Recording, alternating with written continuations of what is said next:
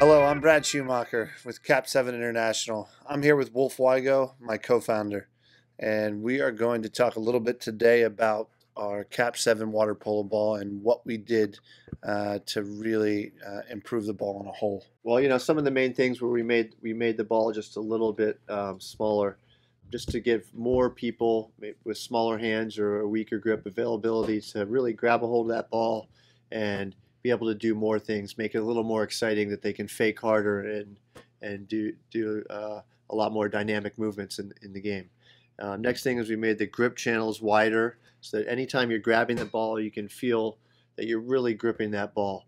And then, one of the other things we did is we made the surface of the ball tackier, a little sticky, and just a little bit more rough, so you actually feel like you're grabbing it. Also, it's not going to wear down right away. Some of the other balls are so smooth that they're great the first couple games you play with them, but even in one tournament, the first weekend, they're already worn down to the bone.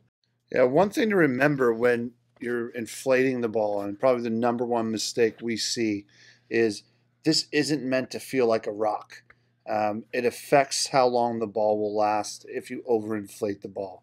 So we highly encourage you to inflate it to a point where you can really have it feels nice in your hand.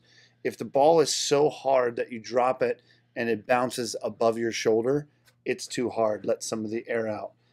It's really not that difficult to pump it up so that it really feels soft in your hand. When you give it a firm squeeze, you just want to have a little bit of give.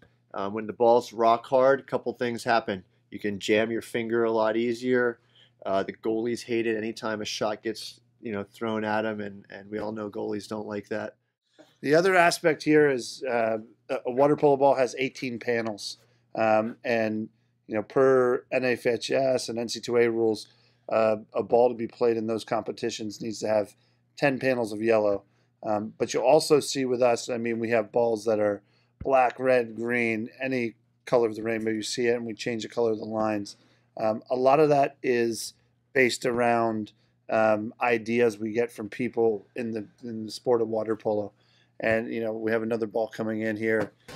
This is an NCAA, and you can see here we have the same ball, the size 5 ball, but this is the original logo from when we first began. But what we try to do is, again, listen to the sport, and we get ideas when we're out. We had a kid who came up to us and said, "Make the Knight Rider," and we were like, "Well, what's the Knight Rider?"